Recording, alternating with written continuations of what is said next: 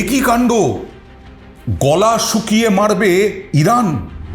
ইরানের হুমকিতে কাত Trump. Trump কি কাত হয়ে গেলেন ইরানের হুমকিতে? হরমুজ প্রণালী অবরোধ করে রেখেছে ইরান, এরকমটাই অভিযোগ জানিয়ে যাচ্ছে আমেরিকা, ইসরায়েল। এবং ইসরায়েল, আমেরিকা ইরানের যে বিদ্যুৎ কেন্দ্র, সেই বিদ্যুৎ কেন্দ্রগুলোতে পরপর হামলার হুমকি দিয়েছে। ডোনাল্ড ট্রাম্প হুমকি দিয়েছেন, দুদিন সময় দিয়েছেন। দুদিনের মধ্যে যদি হরমুজ প্রণালী অবরোধ না উঠিয়ে নেয় ইরান, হরমুজ প্রণালী যদি স্বাভাবিক না হয়, তাহলে ট্রাম্প বলছেন দুদিন সময়। এই দুদিনের মধ্যে, দুদিন পরেই বিদ্যুৎ কেন্দ্রগুলোতে হামলা চালানো হবে, ইরানের বিদ্যুৎ কেন্দ্রগুলোতে। ইসরায়েলও হুমকি দিচ্ছে, আমেরিকাও হুমকি দিচ্ছে। আর পাল্টা ইরান কি বলছে? পাল্টা ইরানের বক্তব্য হচ্ছে, মানে কয়েক ঘন্টা সময় নিয়েছে ইরান এই ডোনাল্ড ট্রাম্পের পাল্টা জবাব দেওয়ার। কয়েক ঘন্টা। ইরান কিছুতেই নতজানু হচ্ছে না। ইরান বরাবর হামলা চালাচ্ছে, হুমকি দিচ্ছে, হুঁশিয়ারি দিচ্ছে। ট্রাম্প ভাবছেন ইরান নতজানু হবে, ভয় পাবে, কিন্তু না, এখনো ইরানের সেই তেভার, ইরানের মেজাজ একেবারে তুঙ্গে। ইরান কি বলেছে? উপসাগরীয় অঞ্চলে আমেরিকা ঘনিষ্ঠ দেশগুলোকেও বড় মূল্য চোকাতে হবে। কয়েক ঘন্টার মধ্যেই পাল্টা তোপ দেগে তেহরান, এরকমভাবেই হুমকি হুঁশিয়ারি। 48 ঘন্টার মধ্যে যদি ইরান হরমুজ প্রণালী না খুলে দেয়, তাহলে ইরানের বিদ্যুৎ কেন্দ্রগুলোতে হামলা চালানো হবে, ট্রাম্পের হুঁশিয়ারি।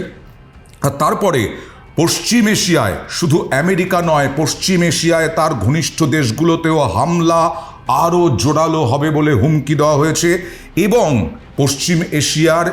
পশ্চিম এশিয়ায় আমেরিকার যে তথ্য প্রযুক্তি কেন্দ্র, সেই সব দেশের যে জল শোধনাগার, সেই জল শোধনাগার, তথ্য প্রযুক্তি কেন্দ্র, তেলের ভাণ্ডার, এই সবগুলোকে ধ্বংস করে দেবে ইরান একের পর এক।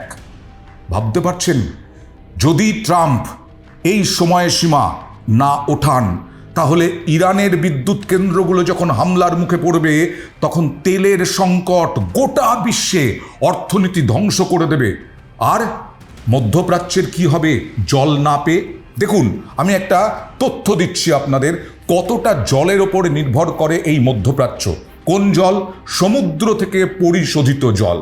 সমুদ্রের লবণাক্ত জল। গোটা মধ্যপ্রাচ্যে প্রচুর পরিমাণ জল সংশোধনাগার আছে, যে জল সংশোধনাগারের ওপরে লক্ষ লক্ষ মানুষ নির্ভর করেন। এবার তার একটা তথ্য দিই আপনাদের। এই যে বলছেন না, এই যে ইরান বলছে যে গলা শুকিয়ে মারব, হ্যাঁ, গলা শুকিয়ে মারার যথেষ্ট কারণ রয়েছে। কারণ গলা শুকিয়েই মরবেন। সৌদি আরবের জুবেইল জল সংশোধনাগারে যদি হামলা চালানো হয়, তাহলে শুধুমাত্র রিয়াধের 85 লক্ষ মানুষ 1 সপ্তাহের মধ্যে, 7 দিনের মধ্যে জল পাবেন না। আর ওই সমস্ত মধ্যপ্রাচ্যে মরুভূমি প্রভাবিত দেশ, সেখানে জল না পেলে কি হবে? একমাত্র রিয়াধে 85 লক্ষ বাসিন্দাকে 1 সপ্তাহের মধ্যে প্রবল জল সংকটের মধ্যে পড়তে হবে। বিশ্বের মধ্যে অপর্যাপ্ত পানীয় জল পাওয়া যায় এই উপসাগরীয় অঞ্চলে, তাই সমুদ্রের লবণাক্ত জলকে শোধন করা হয়। আর এই জল শোধন প্রায় 40%, বিশ্বের প্রায় 40% জল উৎপাদন হয় এই অঞ্চলটায়। সংখ্যা অনুযায়ী, একটি সংবাদ মাধ্যমের প্রতিবেদন অনুযায়ী, এই অঞ্চলে, মধ্যপ্রাচ্যের এই অঞ্চলে, অর্থাৎ সৌদি আরব, ওমান, কাতার, দুবাই, এই সমস্ত জায়গায়, কুয়েত, এই সমস্ত জায়গায় 400টিরও বেশি জল সংশোধনাগার রয়েছে, জল সংশোধন কেন্দ্র রয়েছে। বিরাট বিরাট জল সংশোধন কেন্দ্র, 400রও বেশি জল সংশোধন কেন্দ্র। আর এই জল সংশোধন কেন্দ্রগুলোতে যদি হামলা চালায় আমেরিকারই ঘনিষ্ঠ দেশগুলো, জল না পেয়ে মরবে। তেল দিয়ে কিছু হবে না, অর্থনীতি দিয়ে কিছু হবে না, গলায় জল না পেয়ে শুকিয়ে মরবে। ইরান এতটাই ফেরোসাস হয়ে গেছে। গালফ রিসার্চ সেন্টারের তথ্য বলছে 90% এই জল সংশোধন, জলের ওপরে নির্ভর করে কুয়েত। 90% এই জল পরিশোধন করে যে জলটা, সমুদ্রের লবণাক্ত জল পরিশোধন করে যে জল, 90% নির্ভর করে কুয়েত। তার মানে তার আর কোনো জলই থাকবে না। এই জল সংশোধনাগার যদি ধ্বংস হয়ে যায় আর জলই পাবেন না, মাত্র 10% দিয়ে একটা দেশ চলতে পারে। ওমান 86% নির্ভর করে এই জল সংশোধিত জলের ওপরে। অর্থাৎ সমুদ্র থেকে, আবার বলছি, লবণাক্ত জল এই পরিশোধনাগারে নিয়ে আসা হয়, সেই পরিশোধনাগারে পানীয় জল তৈরি হয়। 86% নির্ভর করে ওমান।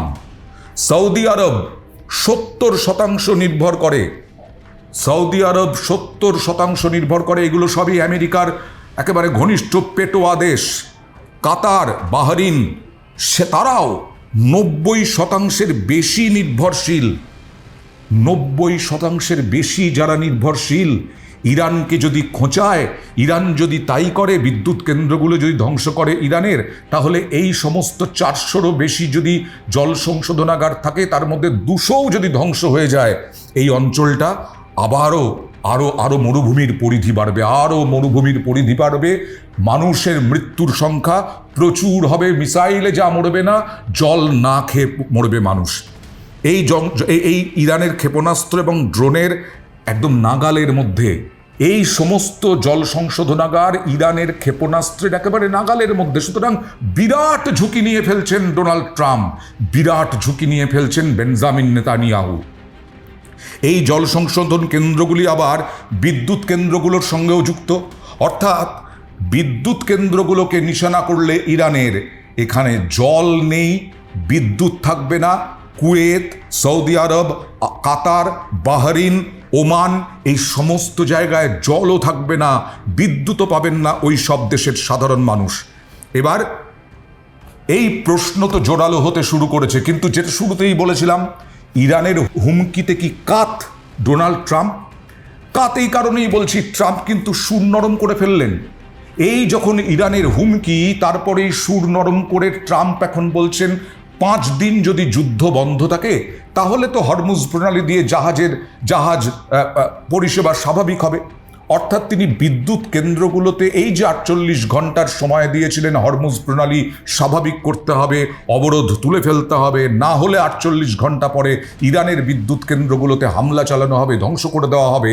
ইরান যে বিরাট হুঁশিয়ারি দিল, নতজানু না হয়ে বিরাট হুঁশিয়ারি, বলছি না যে মিসাইল ফেলতে হবে না, ক্ষেপণাস্ত্র ফেলতে হবে না, এই শুধুমাত্র জল সংশোধনাগারগুলো ধ্বংস করে দিলে গলা শুকিয়ে মরবেন এই সমস্ত দেশের মানুষ, যারা হয়তো যুদ্ধের সঙ্গেও জড়িত নন। তারা সাধারণ মানুষ, তারাও মারা যাবেন, হাজার হাজার মানুষ মারা যাবেন। তাতেই ভয় পেয়ে কাত হয়ে গেলেন।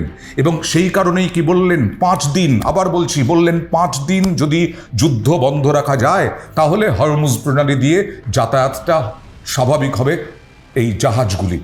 তার মানে তো কোথাও আমেরিকা ঘনিষ্ঠ বিভিন্ন দেশ, শুধু মধ্যপ্রাচ্যের নয়, এই সমস্ত দেশগুলো তেলের আকালে ভুগছে, তেল সংকটে ভুগছে। এবং তার সঙ্গে সঙ্গে এই জল সংশোধনাগারগুলো ধ্বংস করার যে হুমকি, তাতেই ট্রাম্প পিছু হটছেন। আগামী দিনে শুরু হবে কি কূটনৈতিকভাবে আলোচনা? যুদ্ধ কি থামবে খুব দ্রুত মধ্যপ্রাচ্যে? দেখা যাক।